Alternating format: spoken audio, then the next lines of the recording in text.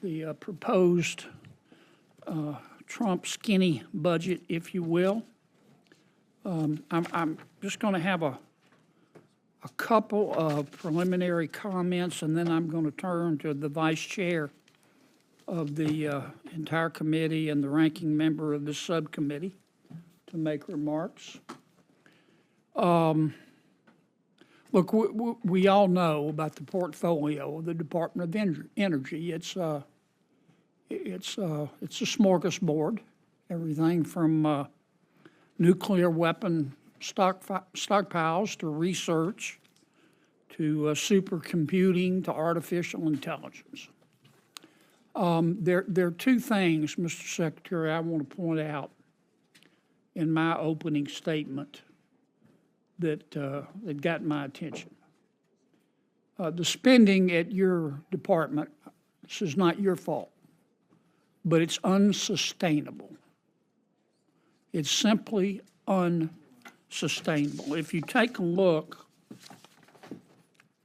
and compare the current budget of the Department of Energy, just go back a few years to fiscal year 2021. In fiscal year 2021, the department's budget was roughly $61 billion. Today, it's roughly $160 billion. That's a what, 161% increase? That's pretty dramatic. And I know your proposed skinny budget is addressing some of that. I hope we can address the spending with a scalpel, not a meat axe, but we're going to have to address it. I'll also point out, let's see that other chart. The Inspector General, you've probably read the report, Chris, but the report came out in November of 2024. The Inspector General identified $1 billion in what it called wasteful spending, unsupportive spending, or fraudulent spending. That's a lot of taxpayer money. So I'm looking forward to this today. I'm a pretty much of an all of the above energy type guy. I will support any form of energy that is that's affordable, that's efficient, that's accessible. That includes renewables. In my judgment, President Biden's administration concentrated almost exclusively, I should say, on renewables. We've spent a lot of money. I don't see that we've gotten the results. The average electricity bill in America for the average American family over the past 4 years is up 28%.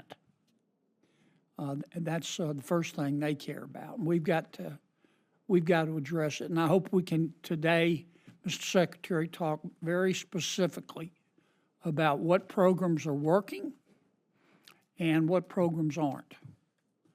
Because what has happened in the past, since I've been on this committee, is we get together as a subcommittee, we get our top line numbers, our staffs go off on the Democratic staffs and the Republican staffs, go off and negotiate.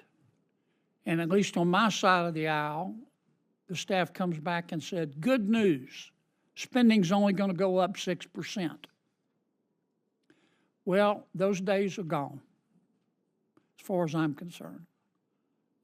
That's just not acceptable to me. Not when you've had 161% increase. And with that, I'll turn to the vice chair of the Appropriations Committee and the ranking member of the Energy and Water Development Subcommittee, my good friend, Senator Patty Murray. Thank you very much, Senator Kennedy. Looking forward to working with you on this. Same here. I am pleased to serve as the ranking member of this important subcommittee.